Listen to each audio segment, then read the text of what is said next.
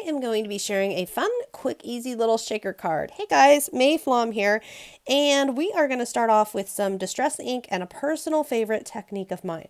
So the first thing, obviously, we need to stamp, and I've got archival ink because it will not react with distress ink. Now, if you don't have distress ink, watercolor would work here as well, or really any color medium of your choice that's a sheer color.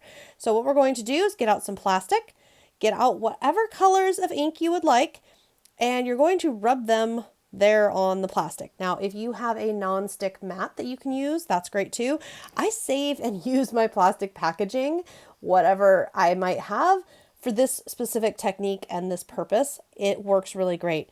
Now, we could paint on there with a water brush with our distress ink, but what I'm going to do is squirt the card with water, squirt the color with water, and then I'm going to press. Now, you can press, you can swipe, you can do a lot of different things.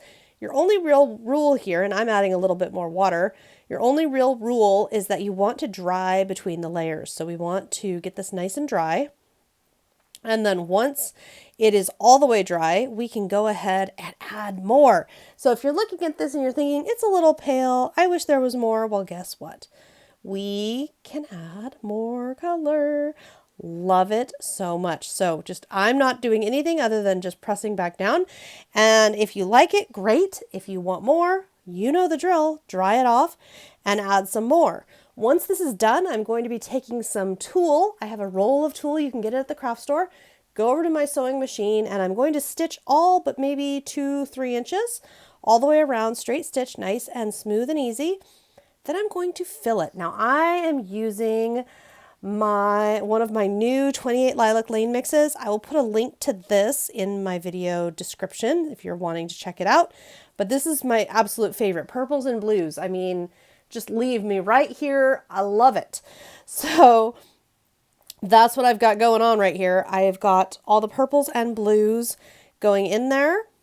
And then once I'm happy with how much I've got, I'm going to stitch this back closed. So just go back in with my sewing machine and close it up, and nothing special used, just a long stitch so it's not too tight together.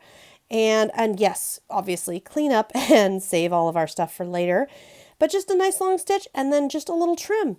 Just take my scissors, trim it up, and guess what? I have got a super fun shaker card that required no foam, very little fuss, and you could, if you don't have a sewing machine, you could hand stitch this.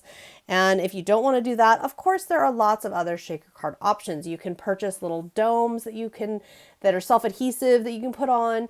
You can build with foam. You can build layers and use acetate to cover. You can use a lot of different methods. I personally just really love the tool. It's so easy, so flexible, so fun. And I always love the end result.